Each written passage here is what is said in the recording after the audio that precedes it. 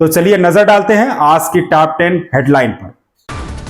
प्रधानमंत्री नरेंद्र मोदी ने रविवार को दिल्ली में 2 अहम परियोजनाओं द्वारका एक्सप्रेसवे के दिल्ली खंड और शहरी विस्तार सड़क सेकंड यूईआर सेकंड का उद्घाटन किया। इस मौके पर उनके साथ केंद्रीय मंत्री नितिन गडकरी, दिल्ली की मुख्यमंत्री रेखा गुप्ता और हरियाणा के मुख्यमंत्री नायब सिंह सैनी भी मौजूद थे। पीएम मोदी ने इस अवसर पर जनता को संबोधित करते हुए कहा कि ये परियोजनाएं दिल्ली के लिए विकास का एक नया अध्याय है। उन्होंने कहा, द्वारका एक्सप्रेसवे और यूईआर सेकंड से दिल्ली, गुरुग्राम और पूरे एनसीआर राष्ट्रीय राजधानी क्षेत्र के लोगों को बहुत सुविधा होगी। दफ्तर आने जाने का समय बचेगा, जिससे व्यापारियों, कारोबारियों और किसानों को भी फायदा होगा।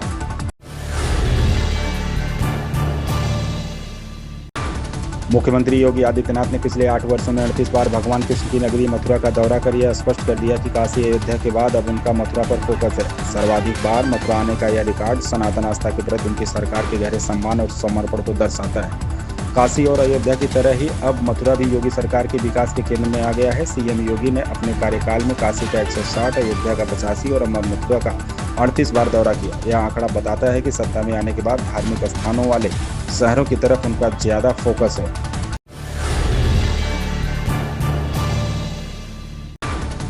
कांग्रेस की मतदाता अधिकार यात्रा रविवार को बिहार के सासाराम से शुरू हो गई है। इस यात्रा को कांग्रेस नेता राहुल गांधी और पार्टी अध्यक्ष मल्लिकार्जुन खड़गे ने हरी झंडी दिखाई।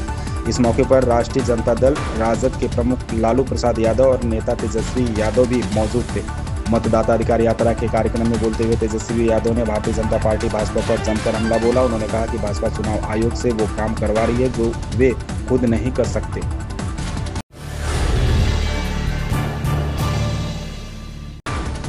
बादल फटने की घटना से प्रभावित किश्तवाड़ के चिसोती गांव में डेरा डाले हुए जम्मू कश्मीर भाजपा के नेताओं ने जीवित बचे लोगों और अधिकारियों से बातचीत की और केंद्रीय गृह मंत्री अमित शाह तथा पार्टी के राष्ट्रीय अध्यक्ष जेपी नड्डा को स्थिति से अवगत कराया। पार्टी के एक प्रवक्ता ने यह जानकारी दी। प्रवक्ता के मुताबिक नेताओं ने पीड़ितों को अधिकतम सहायता का आश्वासन देते हुए कहा कि राज्य सरकार की सहायता के अलावा केंद्र और भाजपा की ओर से हर संभव मदद दी जाएगी।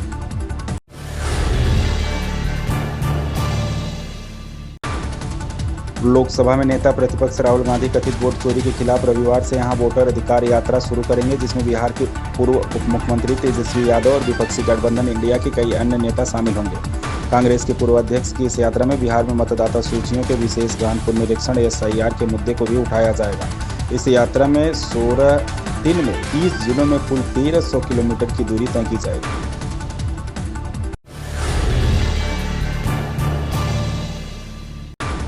बॉलीवुड अभिनेता शाहरुख खान ने शनिवार को अपने फैंस को सरप्राइज देते हुए करीब आधे घंटे तक आस्क एसआरके सेशन होस्ट किया। इस दौरान उन्होंने फैंस के कई सवालों का जवाब दिया। शाहरुख ने अपनी अपकमिंग फिल्म बेटे आर्यन की डेब्यू सीरीज पर अपडेट तो दिया ही, साथ ही उन्होंने कई मजेदार जवाब भी दिए। एक फैन ने सेशन के दौरान किंग खान से पूछा कि उन्होंने चोट से रिकवरी के दौरान सबसे ज़्यादा फनी बात क्या सुनी है। इसका जवाब शाहरुख ने दिया, किसी ने मुझे कहा कि तुम बाहें नहीं फैला सकते तो एक्टिंग कैसे करोगे।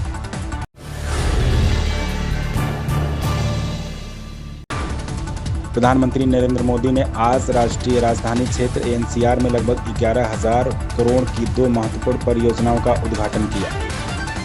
द्वारका एक्सप्रेसवे और अर्बन एक्सटेंशन रोड 2 यूईआर 2 शामिल है। इस मौके पर केंद्रीय मंत्री नितिन गडकरी, दिल्ली की मुख्यमंत्री रेखा गुप्ता और हरियाणा के मुख्यमंत्री नायब सिंह सैनी भी उपस्थित रहे। इस दौरान पीएम ने मुंडका में रोड शो किया, जिसमें उन्होंने लोगों का अभिवादन स्वीकार किया। इस दौरान लोगों में भारी उत्साह नजर आया।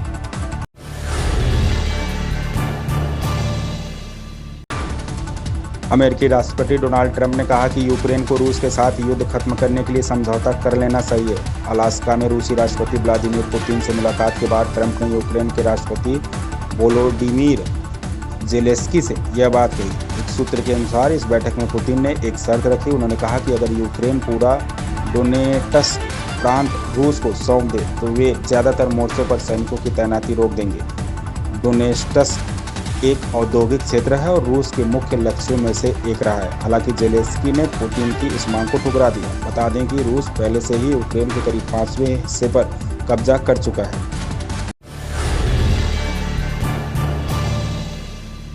मुख्यमंत्री पुष्कर सिंह धामी की अध्यक्षता में आज राज्य सचिवालय में उत्तराखंड कैबिनेट की बैठक संपन्न हुई। बैठक में 19 अगस्त से भराड़ीसैंण विधानसभा में आयोजित मानसून सत्र में पेश होने वाले विधेयक व अध्यादेश के प्रस्ताव रखे गए।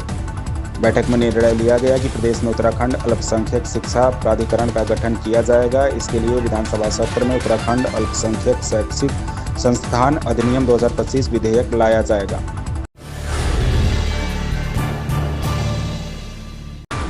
राजस्व एवं भूमि सुधार विभाग ने विशेष सर्वेक्षण अमीनों की हड़ताल पर बड़ा कदम उठाया। विभाग ने साफ कर दिया है कि जनहित से जुड़े राजस्व महाअभियान में किसी भी तरह का व्यवधान बर्दाश्त नहीं किया जाएगा। हड़ताल पर गए अमीनों का लॉगिन अकाउंट तत्काल प्रभाव से बंद कर दिया गया है और उन्हें सरकारी दफ्तरों में प्रवेश से भी रोक दिया गया है। सरकार अब उनकी नौकरी समाप्त करने और नए सिरे से बहाली की प्रक्रिया शुरू करने पर गंभीरता से विचार कर रही है।